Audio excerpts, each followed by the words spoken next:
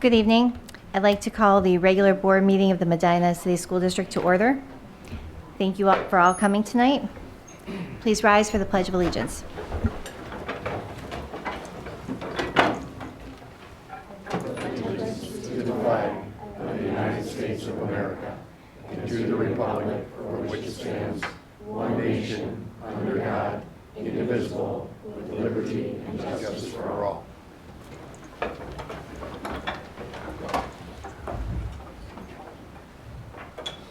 Mr. Chambers, will you call roll, please? Mr. Eastwood. Here. Ms. Pavlik. Here. Mr. Skidmore. Here. Mr. Ross. Here. Ms. Parkhurst. Here. Thank you.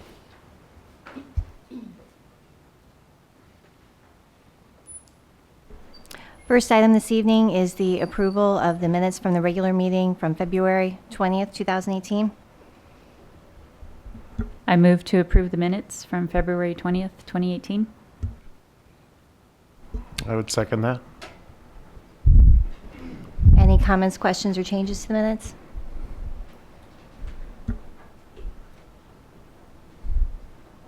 Ms. Pavlik. Aye. Mr. Eastwood. Aye. Mr. Skidmore. Aye. Mr. Ross. Aye. Ms. Parkhurst. Aye. Thank you. Next, we have the approval of the consent agenda. Are there any additions, removals, or modifications anyone would like to make to the agenda tonight? Hearing none, I move to approve the consent agenda. I'll second.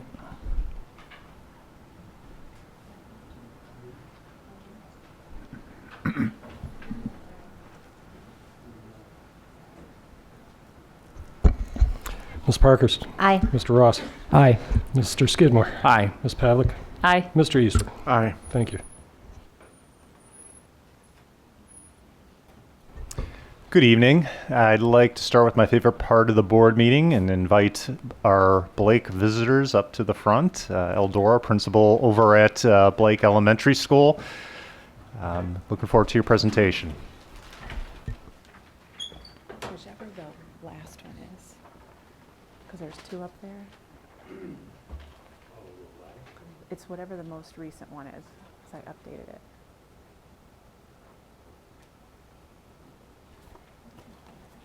All right. Good evening. When asked to do the presentation, or to do a presentation kind of spotlighting all of the things that are going on at Blake, it was hard to choose just one. But what I decided to do was talk a little bit about our Kindness Week that we had in January. Go ahead. Thank you. January 22nd through the 26th, thanks to the efforts of Mrs. Lindsay Ike, who's our guidance counselor. She wasn't able to be here tonight. We celebrated a week of kind acts. Students went above and beyond in showing kindness to other students and staff.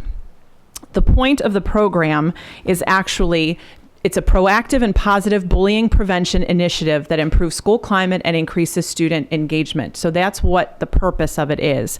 Heritage was another school that also participated in Kindness Week. And between Heritage and Blake, we had 799 students participate. The reason that we went with the Great Kindness Challenge, as it was called, was trying to find ways to prevent bullying behavior in students, and to do that, to incorporate positive examples of kindness throughout the building. And there were lots of ways that we actually did that. And as you can see there, it's empowering students to create a culture of kindness. At Blake, we are a PBIS school, so we are teaching our students, you can stay there for a little while. We are a PBIS school, so we are teaching our students to be responsible, be respectful, and be ready. And the way we do that is through the 7 habits, which actually there's 8 habits now, from Stephen Covey, which teaches children the important leadership skills that will empower them to be better students and guide them into adulthood.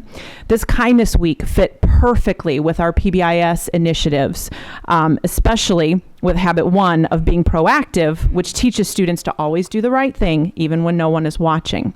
Now, throughout this week, students were invited to do lots of different kind acts, but some students went above and beyond when showing kindness to others that week. So my first student speaker that I have up here is going to talk to you a little bit about that week, is Maya Kosar. Have you ever thought about what kindness means to you?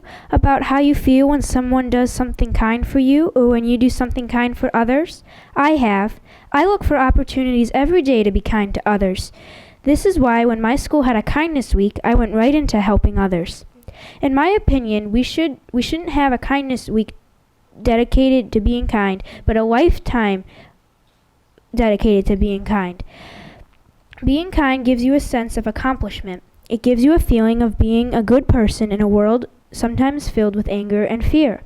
When you spread kindness to one person, that person will spread kindness to another person, and the cycle will keep going until it comes back to you. If we can spread this thing called kindness all the way around the world, then we could eliminate all of the anger and fear and replace it with happiness and smiles. What really is kindness? Have you ever thought about that? Most of us just walk around being kind and don't really know that we are. Some of us go out of our way being kind that sometimes we don't even feel like being nice anymore. Or maybe we're just kind to show off. But being kind is easier than you think. I did a lot for Kindness Week, but none of what I did was hard to do. I made cards for teachers, said thank you to custodians and lunchroom workers.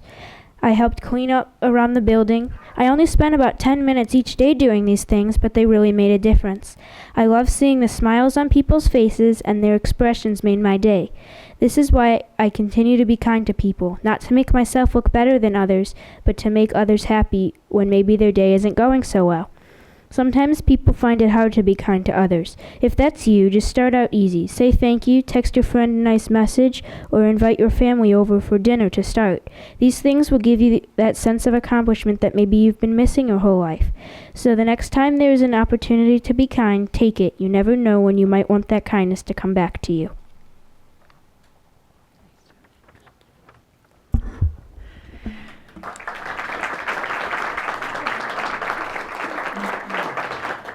So Maya is obviously a very good example of what that Kindness Week meant. And truly, we heard lots of comments that week about, why aren't we doing this all the time? Why is it just 1 week?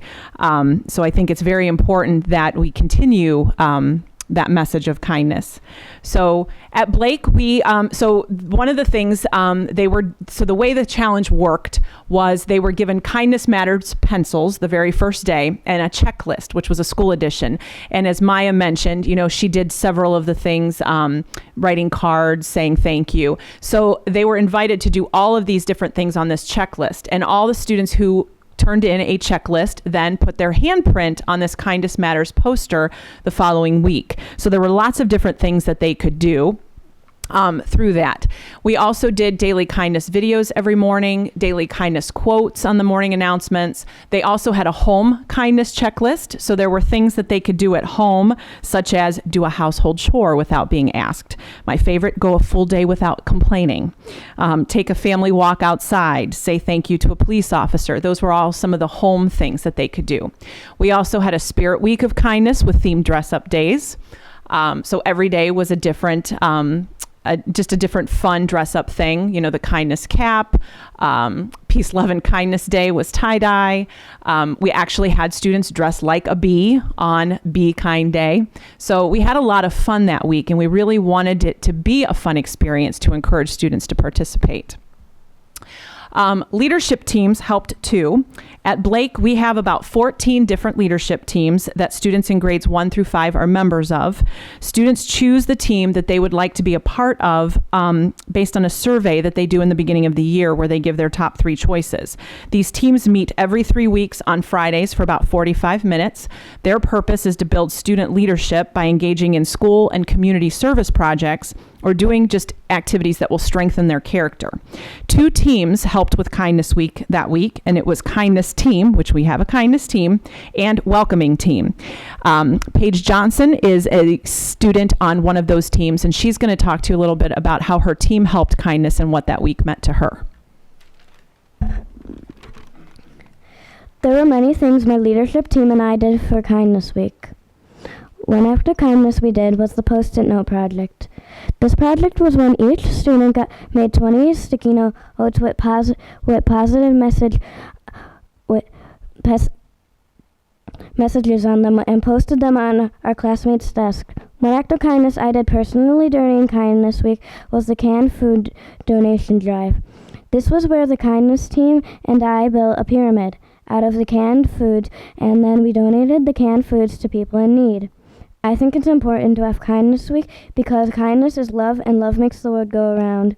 Now that Kindness Week is over, Blake Elementary can continue to spread kindness throughout the year by making each other feel good about ourselves through kind words and kind acts each year.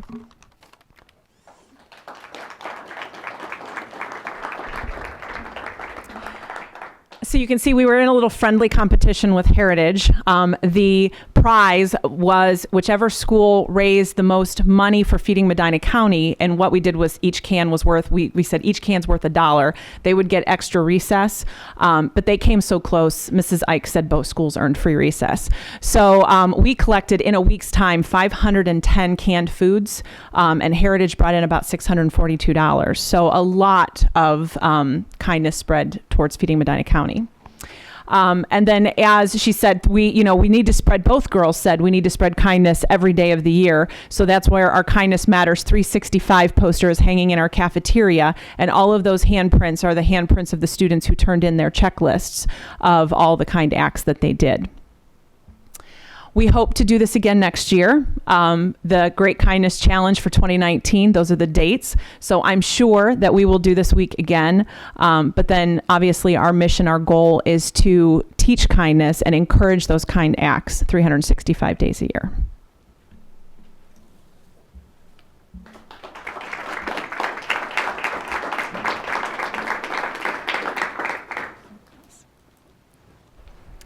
Thank you so much for presenting, and you're right, we shouldn't have to have just 1 week dedicated to kindness. It should be all year round. So thank you for sharing that message with us. You're welcome.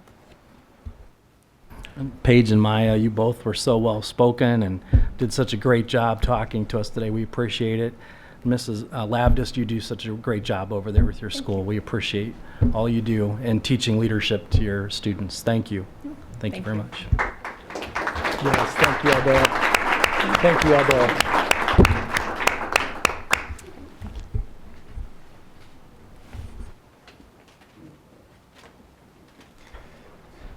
Thank you to parents for bringing your children tonight and sharing what they're doing over at Blake. Have a good evening. You too. Thank you. Speaking of kindness, many of you may or may not know, but we've been very fortunate that the Medina American Legion reached out to Mr. Burkhart and I at the beginning of the school year, and they saw what really was a true need in our district. And an example alone is here at our board meeting when we've had a couple embarrassing moments where we were looking around for an American flag. And I have to tell you that the flags you now see around all of our schools is because of the generosity of our Medina American Legion and their classroom flag program. At this time, I'd like to invite Vice Commander Phil Grassa Jr. up, as well as Mr. Burkhart, to share a few comments with you about the project that they have been engaged in throughout this school year, and which they're going to continue to be engaged in until there's a flag in every single one of our classrooms.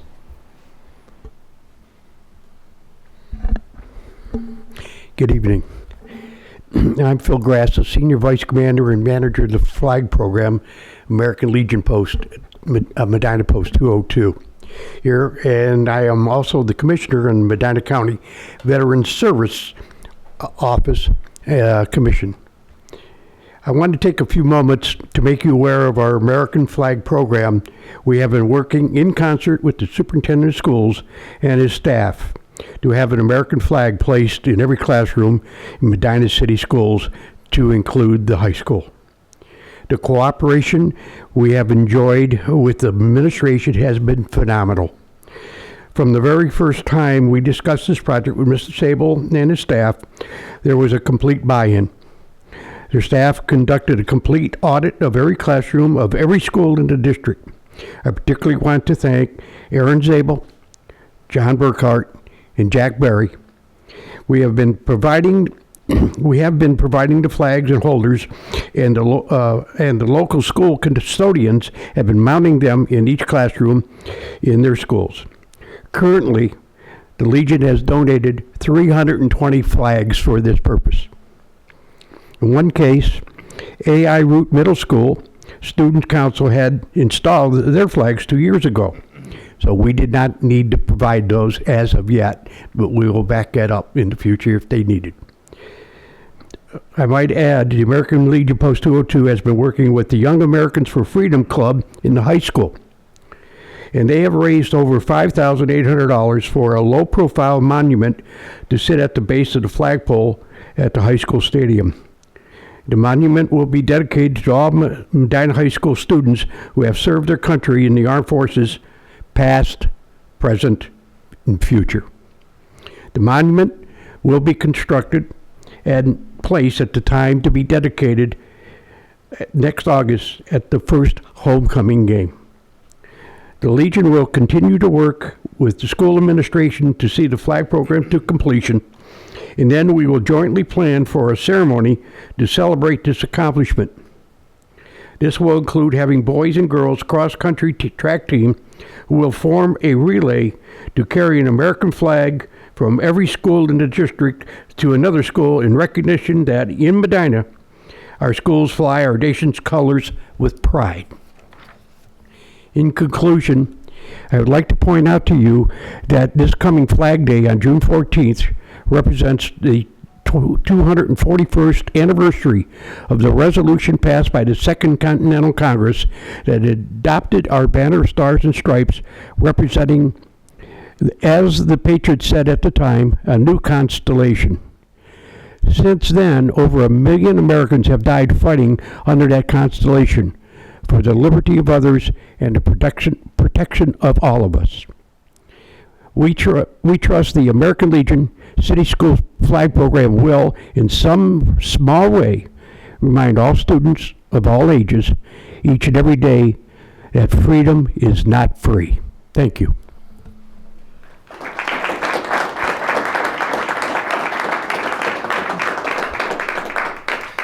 Mr. Sable, you did a great job outlining. I'll just real quickly. We met back October 31st, I think, with Commander Dave Taylor. You brought this concept to us, and we ran with it, and it was a great partnership. Just another side note: when our flags are become worn from weather, a lot of the outdoor flags, we're working with the American Legion now to retire those flags through their organization, and that's a great help to the school district as well. So thank you and the American Legion for all your help. Appreciate it.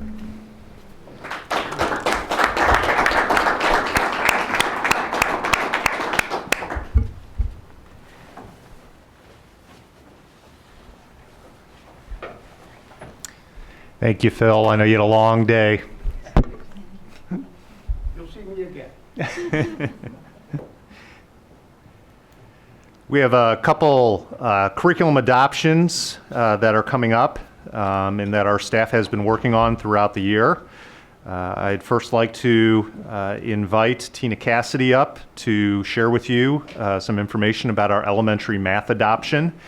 And then following Mrs. Cassidy, Mr. Maddie, if you could come forward and share where we're at with our social studies adoption. Okay, good evening. Very excited to talk to you tonight about the curriculum adoption in mathematics for elementary school. We have decided to go with Bridges, which is a math program by the Math Learning Center. Bridges is, or the Math Learning Center is a nonprofit organization, so they are dedicated to developing rigorous math programs. And so this Bridges program that we're going to bring forward to the board to adopt is a comprehensive K-5 math curriculum. It's rigorous, engaging, and accessible to all learners. There are components for all varieties of learners, students that struggle in math to students that need more enrichment. The curriculum focuses on the ability to solve complex problems and novel problems. It has a mix of direct instruction, structured investigation, and open exploration. Students will take, there's two pieces to this math program. There's what's called a number corner, and that's kind of like a math talk where students learn to discuss math concepts, and that will take about 15 to 25 minutes daily, and then 60 minutes daily of math instruction with the regular unit. So that's about, but that's probably, right now we have 75 minutes, so it's about the same number of minutes that we do in math now. There are different bridges activities in every math unit. There's a problem investigations where the teacher will give the kids a problem to solve. The kids will have time to work on that problem by themselves. They'll then work with a partner, and then they'll work as a whole class to solve the problem together. So that's kind of the investigation part. There's a workplaces piece of it where there are stations, and students will work together to play games that go along with their math unit. There's math forum, so that takes place, the problems, investigations, and workplaces are K-5. In 3-5, they add in math forums where it's like a formal structured time for students to share and discuss their work. So the teacher will review student work and pull two student examples together that maybe have solved the problem in a different way, and they'll have discussions based on the different strategies students can use to solve the problem.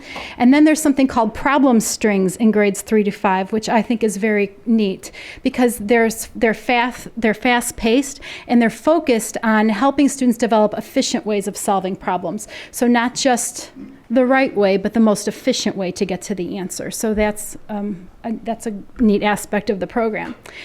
Another thing that we really, really liked, the math committee, the math CDCs, the thing that we really liked about this program is the assessment is set up just like our CFA process that we're working on as an entire district, where there's a pre-assessment, time to teach, based on the pre-assessment results. There are checkpoints in between to make sure that students are on track, and there's time to teach so for student understanding in between, and then there's the post-assessment. And all along the way, there's also checklists and different opportunities for teachers for informal assessments as well. The number corner that I talked about before is a skills program, and there's a collection of quick daily skills. It kind of centers around a calendar, and every day on the calendar the students will discuss another math concept in kind of a real world context. So the next slide is kind of just a picture of what the math corner kind of looks like. So there are charts and different things that the students will discuss. Bridges includes 8 units of study, and there's 20 sessions per unit, and the final unit of every grade level, K to 5, is a STEM unit, which is really exciting and something that our department is trying to do based on our strategic planning with our inquiry-based learning focus. So we're trying to make sure that those kind of opportunities are available to students. So the 8th unit in every, that's it right there, back. The 8th unit in every, the 8th unit in every grade level is a STEM unit. And then the other thing that we really liked about it was that it also gave teachers explicit practice or explicit instructions on how to teach the mathematical practices, which are a part of our standards. Bridges is also very strong in models, and this is something else that we liked and something that we felt our last program was missing, the strong conceptual base. And so there's a lot of manipulatives that go with it and also a lot of visuals. So on the next slide, I kind of showed how there's a lot of manipulatives and a lot of visuals. So we'll be using bundles, they'll be showing arrays, they'll be doing fractions, and they'll be doing a lot of work with number lines. Students, again, are going to work extensively with manipulatives. There's also a nice technological piece where it includes games and virtual manipulatives, animations that the students will be able to engage with. There's a website that has the student book on it, the Number Corner student book, and the students will also be receiving hard copies of those too, so practice books. And then also a home connections book that has the concepts for parents. Another thing that we really, really liked, we felt like it was kind of missing in our last series, was a strong vocabulary piece. So vocabulary cards come with the unit, and so we'll be talking a lot about mathematical vocabulary.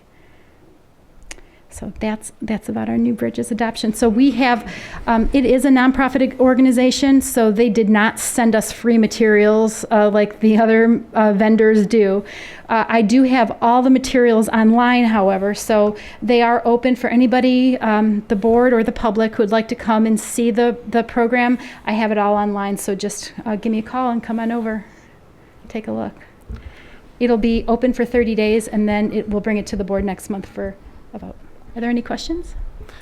I wanted to say thanks real very much for the presentation. I thought it covered a lot of ground, and some of the things that we've asked for and the people, our communities asked for specifically. I think I heard parent model or module to take home that help. And that's something that I've been hearing, we've all heard from some time. So thank you very much. I think that's going to be a positive thing to implement. Yes, and I think it'll help bridge. Also, another thing I forgot to mention is that it's going to help bridge between our elementary school and our middle school math program. So that'll be a good thing too. Any other questions? That's what I was going to ask about CPM. Yep. Because I know we're starting it at Algebra 1, Geometry, and Algebra 2 at the high school, right? Right. Well, Algebra 1 was this year, yeah. We actually started at 6th grade. So 6th grade through 8th grade have CPM. And then Algebra 1 started this year. Geometry will be next year, and Algebra 2 will be the following year. Okay, so, and you're saying this, even though it's not called CPM, it's going to complement that CPM as they go on through the program? Yes, it will. CPM doesn't have a K-5 program.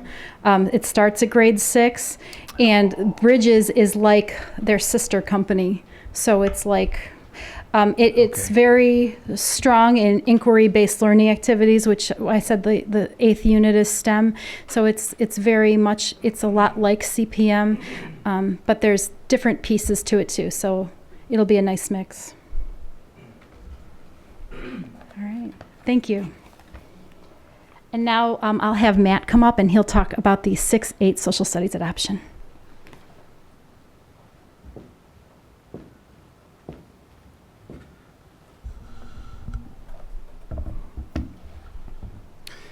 All right, good evening. It's my pleasure to bring before the board a recommendation for a secondary textbook adoption this evening. This year, middle school social studies was due for curriculum review and textbook adoption as part of our regular curriculum review cycle. The last full 6-8 curriculum review for social studies was in 2008. It's important to us that we include teachers in the process of textbook selection because it gives us an opportunity to collaborate with teachers not only on selecting textbooks, but also on some professional development and reflection and best practices. So for the purpose of this adoption, a committee of middle school social studies teachers, including a curriculum development coordinator and one representative per grade level from each building, met 4 times this year to review potential resources.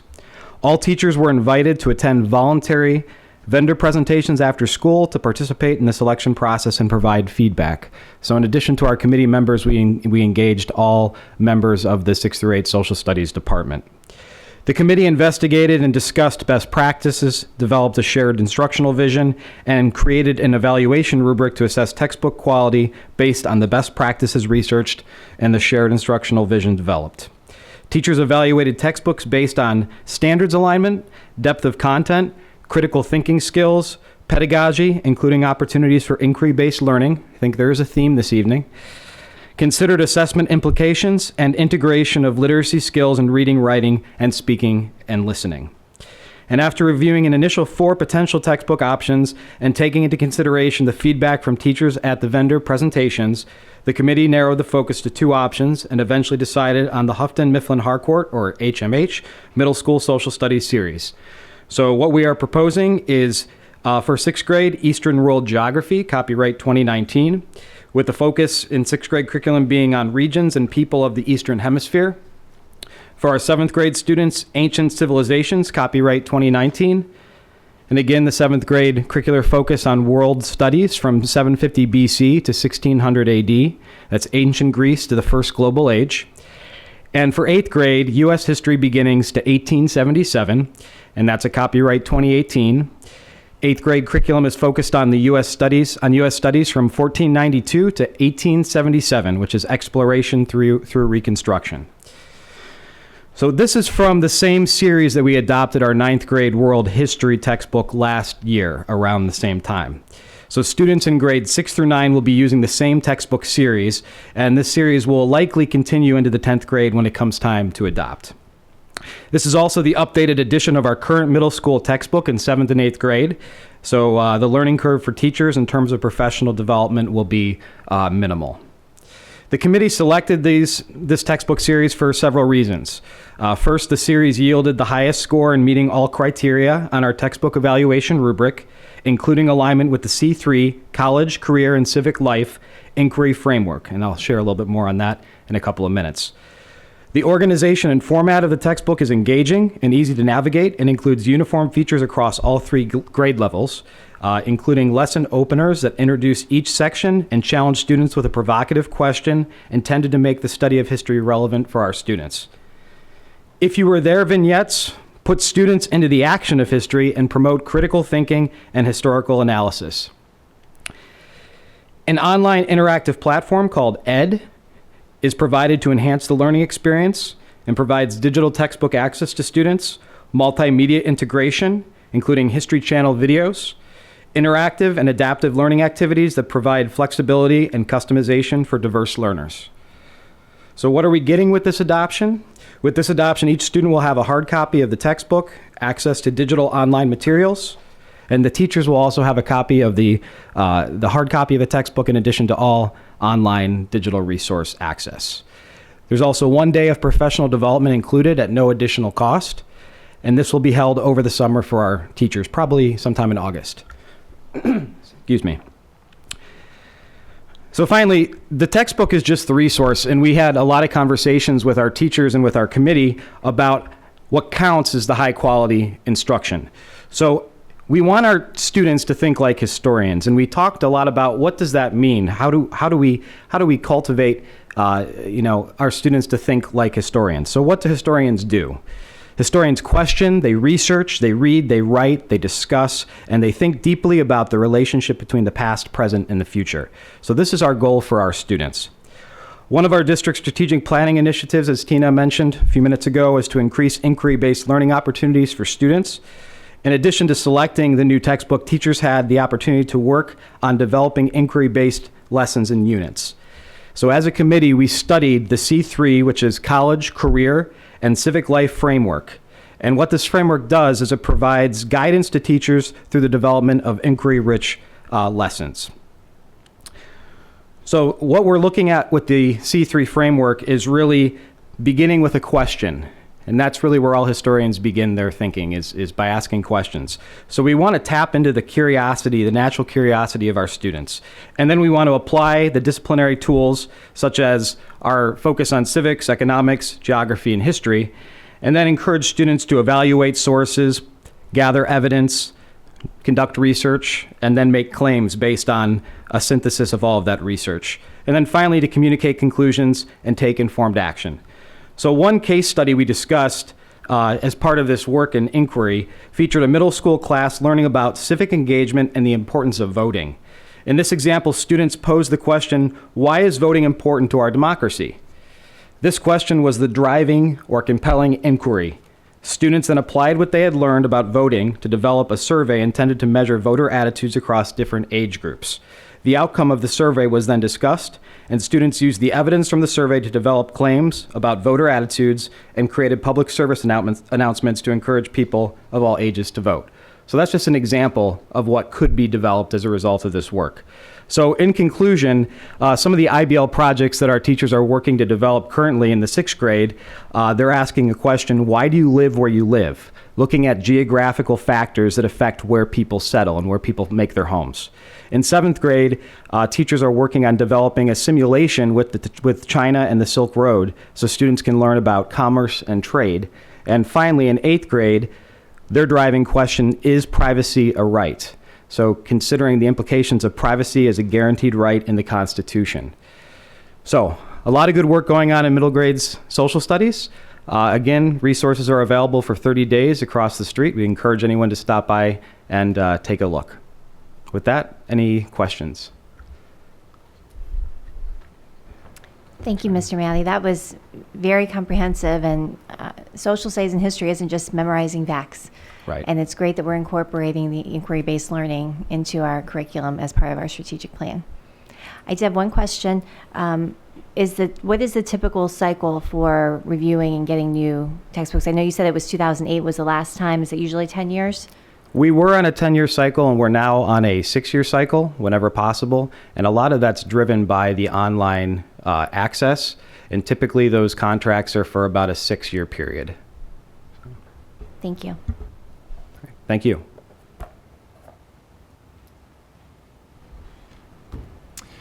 I wanted to provide a brief levy update. It seems like it was just yesterday that we were talking about what kind of a levy we were going to put up, when we were going to put it up, how much money we needed. And here we are, just one regular board meeting after this, away from the May 8th election.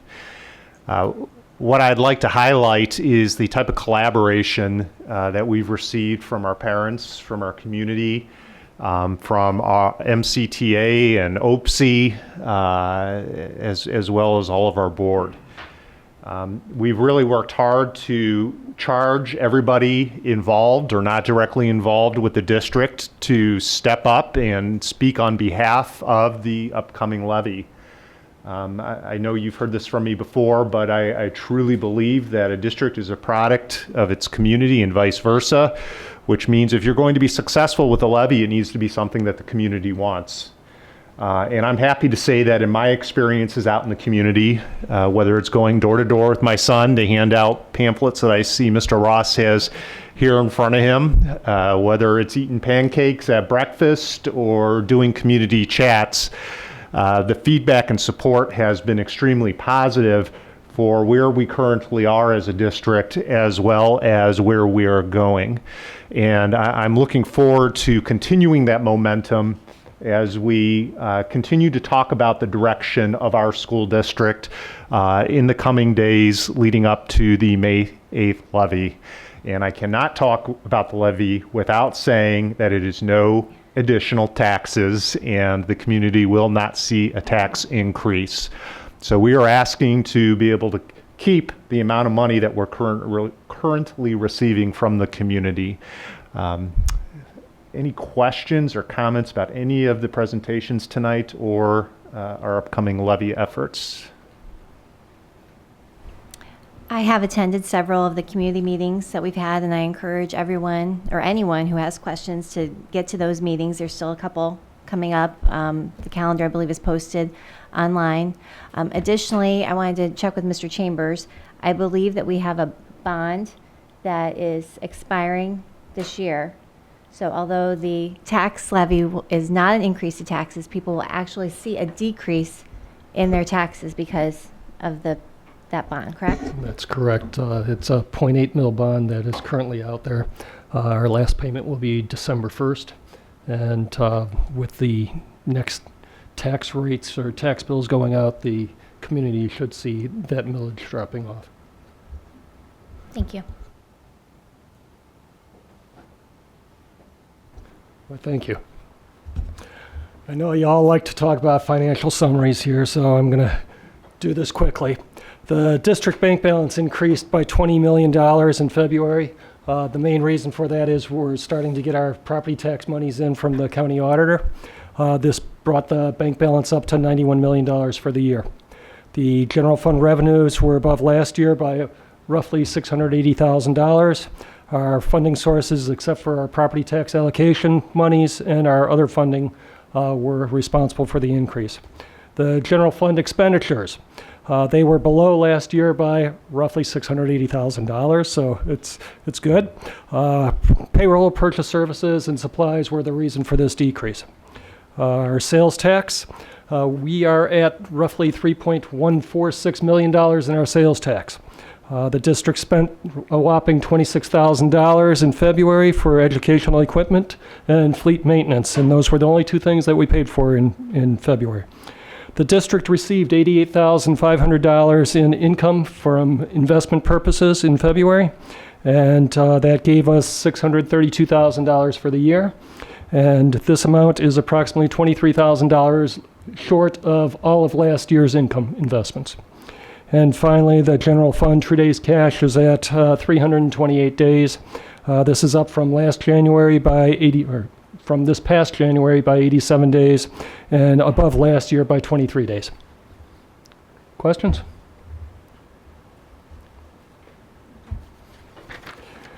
Okay, second item, we have school district investments here. When we first started our investments, it was through a company known as Baird Investments, and that was back in 2014. Baird basically closed down their investment branch, but the people who were there formed a new company called Red Tree Investments, and so we've kept the same people that we started with Baird for our investment purposes. For purposes of, I don't know, clarity or non-confusion, they are looking at a new investment agreement basically stating that they're Red Tree and not Baird. And so I'm just offering this to you that it's for the same cost to the district, 8 basis points, and there is no additional funding that is needed on our part. Okay, questions? And finally, I didn't put this on there, but I guess I should have. Today you are going to be voting on a tax rate resolution. And this tax rate resolution is for the 2018 tax year, 2019 collection year. It is a proposed rates for the upcoming year. If we did not have a levy, this would be what would be out there. Since we do have a levy, they will change this come November, and you'll be voting on new rates back here in November. So don't get worried about this. It's just something that has to be done for the county auditor purposes. So it's not going to count the May levy, is what you're saying? Well, they placed it on here technically. They placed it on here as if it was going to pass. I don't know why, because for purposes of our tax budget, we did not place it on there. So yes, it's not going to count until November, but they need to have a tax rate resolution passed by every taxing entity in March and in November. Okay. Thank you, Mr. Chambers. Time now for board communications. Just one thing. I just want to thank the staff and all the buildings that participated in the 17-minute sit-in. I think everybody did a wonderful job. It was very peaceful, very educating, and some of the students that Mr. Eastwood and I talked to, it was very encouraging to hear what they were doing, why they were doing it, and they all seemed very well prepared on participating, and it just gave me a good feel for tomorrow's leaders. Thank you.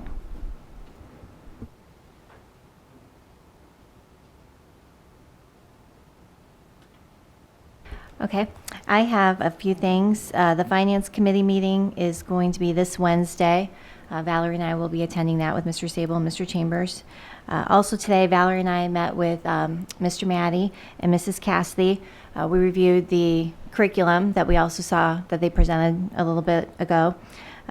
One thing that's exciting that's coming up, well, there's two things. The first thing is the high school is hosting the SAT testing again this year for the second year in a row, which I think is a great thing. So thank you, Mr. Harrison, for all your efforts and your staff there with getting that coordinated.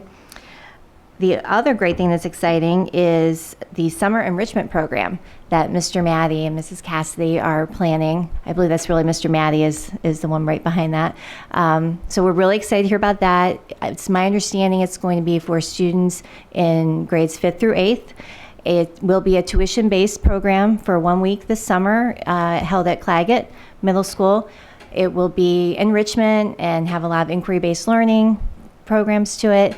And more information will be coming in April. So I'm excited to see that come out. Thank you. On a facilities basis, the last meeting we had, generally a lot of focus on safety with everything going on, and conversation about different things that we can do, different things that are doing, and as well as committees that are focusing on things. So that's overriding focus on a lot of our conversation. And just to chime in, we've all been busy with a lot of committees, and we try to cover for each other if one of us can't attend one. I know I got to go to Access last week, and Jared chairs that committee, and he did a great job. It's interesting to see the partnership that we have with the city, with the Channel 36, and how that all works. And he did a very nice overview for the committee, and that committee's a partnership with a couple of city council members and several representatives from the district and a board member. I attended the Run for Fun, the Medina City Schools Foundation meeting, I believe it was last week. And I was at the facility meeting with Doug, and then on February 21st, we had our last meeting for policy, and then our next one will be April 4th. We all had, or at least a couple of us had scheduling conflicts on the March meeting, so the policy committee is moving along. And, just a comment, I don't know if we'll get a lot of comments from us prior to the levy, but this levy is very key for the board as far as funding the district. And several of us that got on the board, Doug and I 4 years ago, when we were on the board, we were the beneficiaries of a levy that had just passed. And there were a lot of reasons that the community came together and passed that. And it's important that we keep things moving in a fashion with the funding to keep a smooth program for our students. We don't want to get into a situation of having to look at ifs, if levies don't pass, and coming up with a list of things we might have to cut. We hope that with this positive nature of this campaign that has been run through Kids First, and Kids First has done a phenomenal job. The Rollins family and the Walburn family and others that are part of that, they've really worked hard and done a great job for the district. So we do hope that that the voters will entrust us as a district to be careful with these funds for the next 4 to 5 years, and that we'll be good stewards of those funds. That I believe that the history is such that we've shown that that's what we've been trying to do the last several years. So I hope that we'll be able to do the final laps, and if the materials are out there for everybody, and if they have questions, if they could contact either a board member or the district has a lot of information, and we hope that people will entrust us to pass that. Thank you. I had one other quick update. I got a chance to talk to a group of people who have been concerned for some time, the ongoing situation with our pay-to-play. And in the most recent past, there's a member of our community who has a passion to try to pull together a program to minimize that impact. They're going to try to focus on a middle school application and then build it up and grow. They're going to put a template together that will be encompassing more than just athletics. I'm thrilled. A gentleman by the name of Doug Dukes is kind of spearheading that with the team. Chris Kwalik is helping him, and others. So that's been an ongoing conversation ever since I've been on the board. And I greatly encourage that there is some activity going to help families who are struggling, really struggling with the opportunity to get their children involved, and doing it through private venues and private donations. So a breath of fresh air from that direction.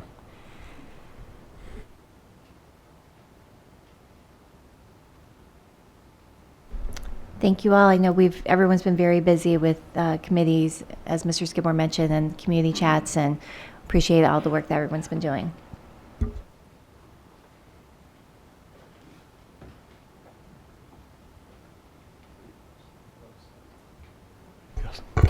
Yes, if it pleases the board, it is recommended that the Board of Education approve the February 2018 Treasurers Report. Item number 2, resolution accepting the amounts and rates.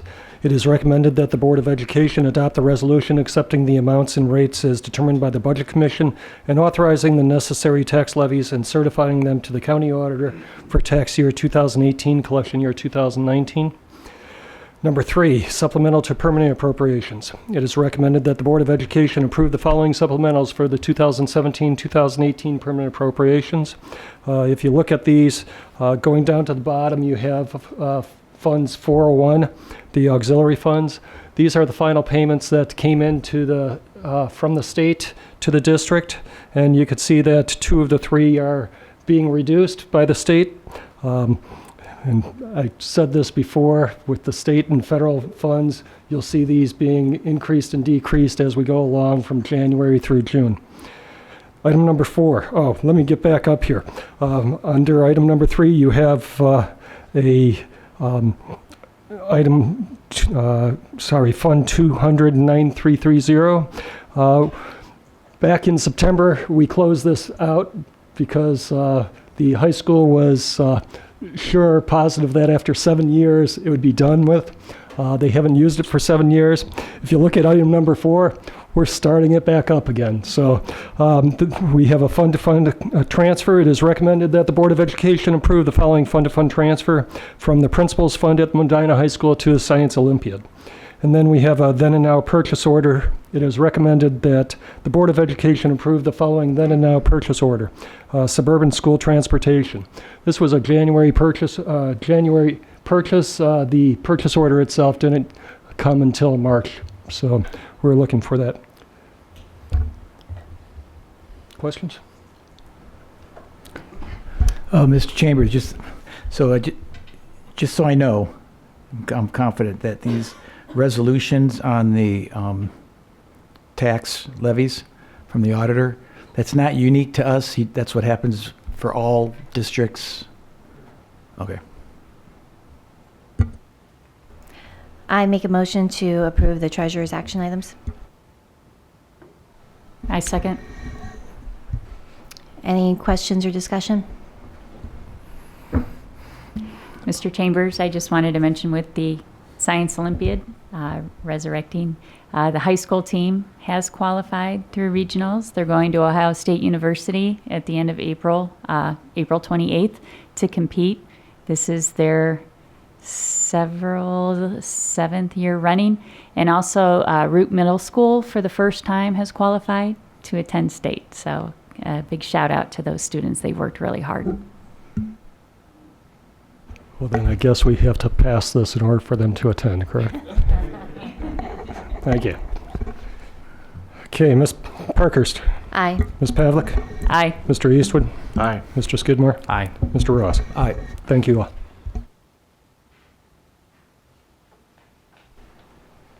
Superintendent's action items. First action items this evening is for donations. It is recommended that the Board of Education accept the following donations to the Medina City Schools. A few donations I'd like to especially highlight here. We have received our first donation for the turf project. The Brewer Garrett Company has donated $3,000, which they will continue to donate for a period of, I believe, 5 years. So that's for a total of $15,000, which is all going to go towards our turf. It's my understanding that they have asked that their name not be put out on our field or up in the stands. They want to make it just as a donation in support of our school district, our athletic programs, as well as our band. In addition, I'd like to point out the various donations of our PTO. Our PTOs play a very important role in the education of our students. You can see that some of these donations are anywhere from increasing inquiry-based learning through STEM programming to providing additional money through principal funds, which helps pay for field trips and other activities that occur throughout the school year, or the opportunity for COSI from Columbus to come in and provide science lessons for our students over at Canavan. Also listed separately are donations that various clubs and activities from within our district are making. These donations are all done through fundraising. So these are funds that our students and our student organizations have raised outside of our school in order to support local as well as national organizations. Number 2 is policies. We have a slew of policies. It is recommended that the Board of Education approve the first reading of the following new and revised policies and revised forms. All of these policies have been reviewed through our policy committee. Today, I am not asking for you to vote to approve these policies, but rather to make them for formal review.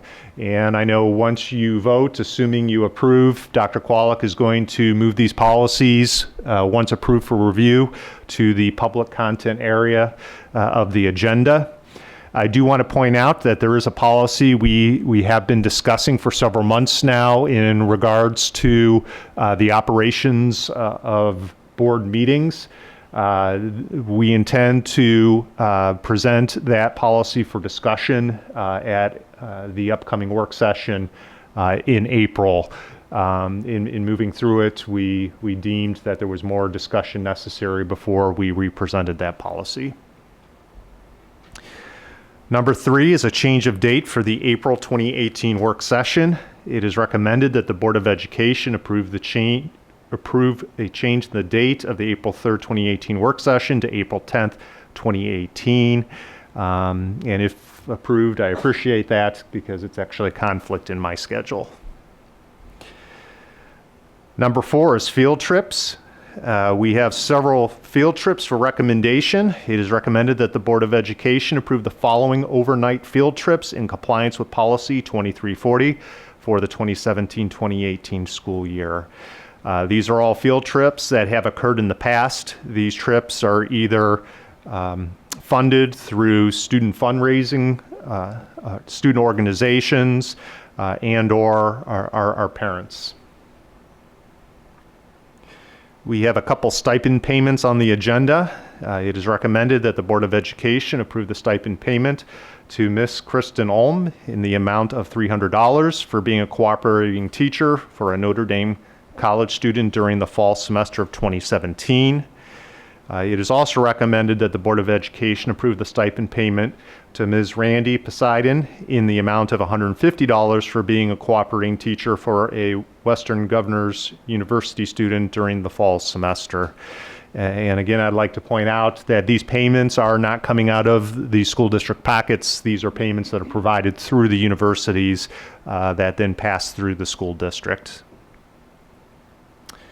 Personnel. It is recommended that the Board of Education, upon completion of the hiring packets as well as background checks, approve all the following hiring recommendations, as well as accept the resignations as listed.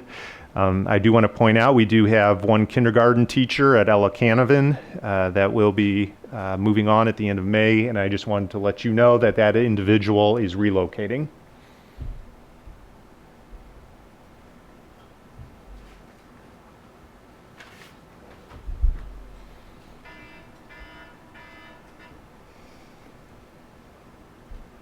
I would like to make a motion to accept the action items for the superintendent.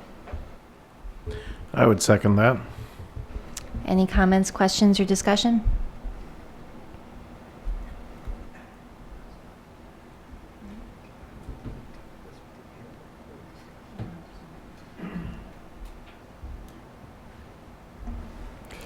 Ms. Parkhurst. Aye. Mr. Eastwood. Aye. Ms. Pavlik. Aye. Mr. Skidmore. Aye. Mr. Ross. Aye. Thank you.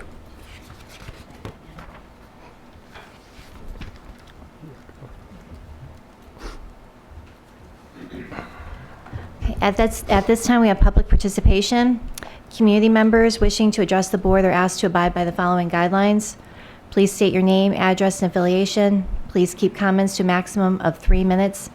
All comments are to be directed to the Board of Education and not any one individual. Comments shall focus on areas that have not been previously brought forward to the board by the individual or associated group. And please come up to the podium.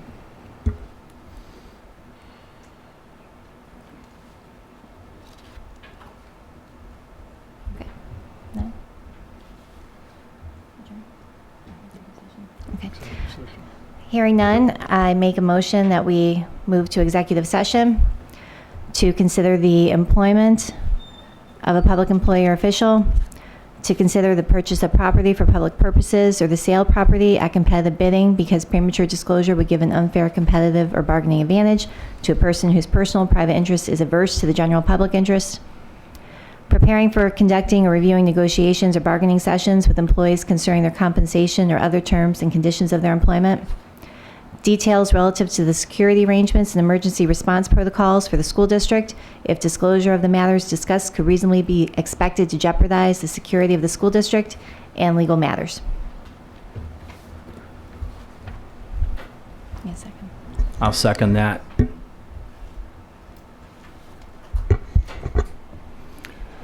Yes, Ms. Parkhurst. Aye. Mr. Skidmore. Aye. Mr. Eastwood. Aye. Ms. Pavlik. Aye. Mr. Ross. Aye. Thank you. And who's I'd like to attending? thank everyone for coming this evening. I'm sorry? Okay. I'd like to thank everyone for attending this evening. We will be going into executive session. We do not anticipate taking any action when we return. Thank you.